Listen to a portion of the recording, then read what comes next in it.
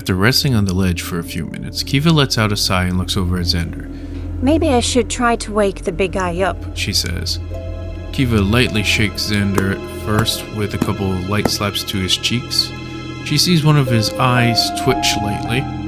After doing so for a few moments, she decides to grab his canteen, open it, and pour the remaining contents over his head.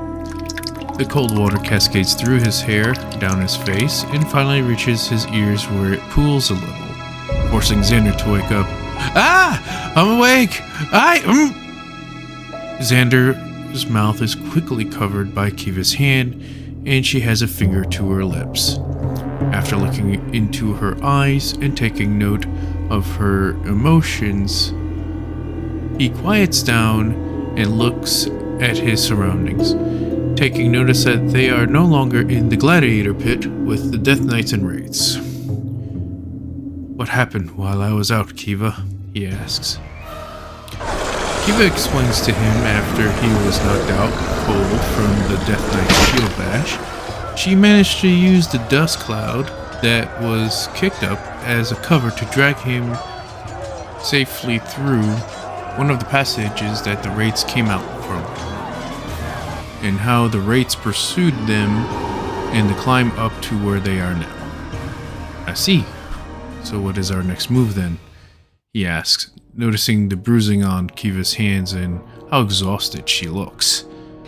I was hoping that this cave entrance would lead us out of here, she admits. Xander nods and observes the area. He notices that Kiva has used some of the rope they have for climbing and as a harness. As he studies the area, wraith howls suddenly emit from the darkness of the cave behind them. Xander quickly unties his makeshift harness, grabs Kiva's shield as it falls, and gently sets it down so it doesn't make a sound. What are you doing? Kiva asks. I'm going to get us out of here, Xander says. Kiva watches as he pulls the grapple from their pack and attaches it to the rope.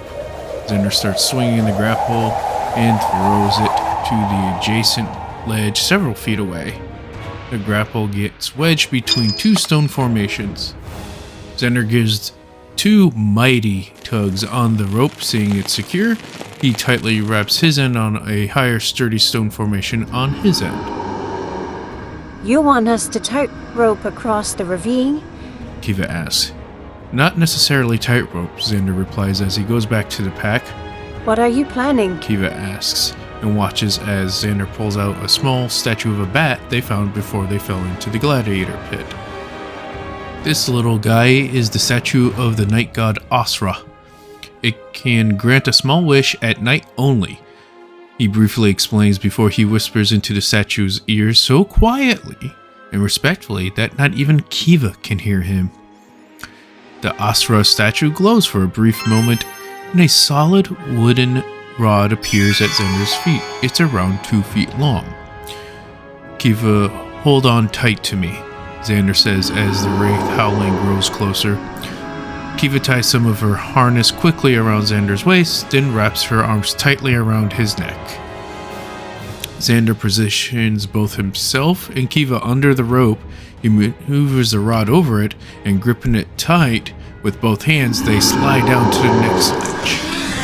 With nothing to slow the pair down, they land with a crash on the next ledge.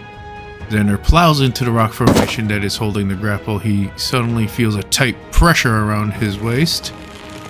When he looks, Kiva has slid off the edge and dangles a couple feet below. Using his strength and quickness, he pulls her back up. With a nod, both find a way to climb down to the path below that runs along the stone formations of the ravine. Xander and Kiva make their way down the path into the darkness, away from Morgana's lair. They head back to Fort Hope to inform High Commander Magnus about Morgana's plot to assassinate the King of Centauri. Thank you for listening.